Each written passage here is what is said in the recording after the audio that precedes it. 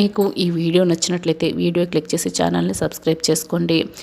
ఇక డ్రగ్స్ దందాలో ఇరుక్కున్న ఆడవాళ్ళందరినీ కూడా జేడీకేడీ ఇద్దరు ఒక చోటికి తీసుకువెళ్తారు. చెప్పండమ్మా అసలు ఏం జరిగింది అని కేదార్ అడుగుతూ ఉంటాడు.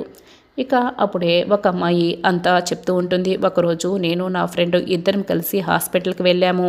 అక్కడ జరిగిందంతా చూపిస్తూ ఉంటారు. కడుపు నొప్పి రావడంతో డాక్టర్కి చూపించుకుంటుంది. నువ్వు వెళ్ళి స్కానింగ్ తీసుకురామ్మా అని డాక్టర్ చెప్తూ ఉంటుంది.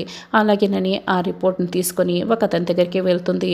స్కానింగ్ తీయండి అని చెప్తూ ఉంటుంది. ముందు మీరు డ్రెస్ చేంజ్ చేసుకురండి అని అతను అంటూ ఉంటాడు. అదేంటి స్కానింగ్ తీయమంటే డ్రెస్ చేంజ్ ఎందుకు అని అడుగుతూ ఉంటుంది.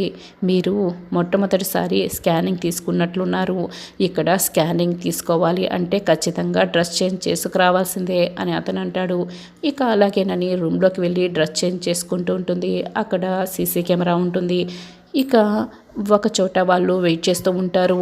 ఒక కాంపౌండర్ మొబైల్లో ఆ డ్రెస్ చేంజ్ చేసుకుంటున్నప్పుడు ఉన్న వీడియో మొత్తం కూడా రికార్డ్ చేస్తుంటాడు. ఫోన్లో ఎక్కించి ఇదిగో చూడు నీ న్యూడ్ వీడియో మొత్తం చూసుకుంటున్నావా, నువ్వు నేను చెప్పినట్లు వినకపోతే ఇది సోషల్ మీడియాలో అప్లోడ్ చేసేస్తాను అని అతను బెదిరిస్తాడు.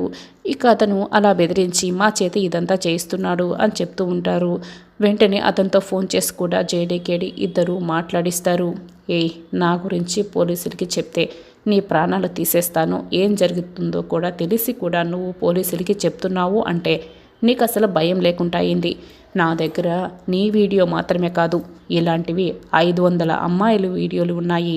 ఇప్పుడే ఆ వీడియోలన్నీ కూడా నేను సోషల్ మీడియాలో అప్లోడ్ చేసేస్తాను అని అతను ఫోన్ కట్ చేస్తాడు.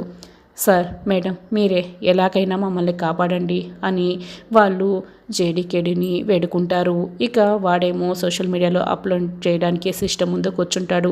ఇప్పుడు ఎలా చేడి 500 మంది అమ్మాయిల వీడియోలని వాడు సోషల్ మీడియాలో అప్లోడ్ చేస్తే ఆ అమ్మాయిల జీవితాలు ఏమైపోతాయి, ఇప్పుడు ఏం చేద్దాం దాత్రి అని కేదార్ కూడా అడుగుతూ ఉంటాడు. ఇక దాత్రి ఆలోచిస్తూ ఉంటుంది.